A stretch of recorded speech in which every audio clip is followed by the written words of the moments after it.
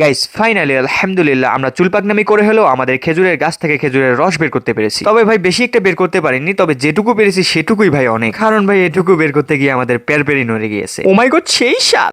তো বিকেলের দিকে আবারও চলে এসে আমাদের সেই পুকুর পাড়ের খেজুরের গাছটার এখানে। এর আগের বার তো হচ্ছে যে চুল পাকনামি করে হালকার উপর পাতলা কেটে রেখেছিলাম, এবার না হয় আরেকটু পাকনামি করাই যায়। ভাই আমাদের দ্বারাই কিন্তু এসব হবে না, তবুও কিন্তু আমরা মনোবল হারাইনি, কারণ বলা তো যায় না পারিলেও পারিতে পারি। যাই হোক, তো বিকেলের দিকে কোনো মতে কষ্ট মষ্ট করে হলেও হচ্ছে যে কেটে রেখেছিলাম। পরে হচ্ছে যে রাতের দিকে হচ্ছে ছোট ভাই বলে যে ওখান থেকে নাকি রস বের হচ্ছে। ভাই এইটা শুনে তো হচ্ছে যে আমি মহা খুশি। এই জন্য দেরি না করে ফটাফট করে বোতল রেডি করে আবারও চলে আসি সেই খেজুর গাছের এখানে। তো এখানে আসার পর দেখতে পাই যে আসলেই তো অল্প অল্প রস বের হচ্ছে। যাই হোক, তো আমরা হচ্ছে যে আগেই হচ্ছে যে খিলমিল রেডি করে রেখেছিলাম, এই জন্য হচ্ছে যে আমরা দেরি না করে ফটাফট করে লাগিয়ে দিই। যাই হোক, তো রাতে আমাদের কাজ শেষ হয়ে গেলে আমি সকাল সকাল ঘুম থেকে উঠে এসে দেখি যে বোতলে মোটামুটি ভালোই খেজুরের রস জমা হয়েছে। ভাই কম হলো তা কি হলো, তবুও আমার অনেক বেশি খুশি লাগতেছিল, কারণ হচ্ছে যে আমরা নিজেরাই কষ্ট করে হচ্ছে যে বের করেছি। ভাই কতদিন পর খেজুরের রস খেলাম, এক কথায় সেই স্বাদ, আলহামদুলিল্লাহ।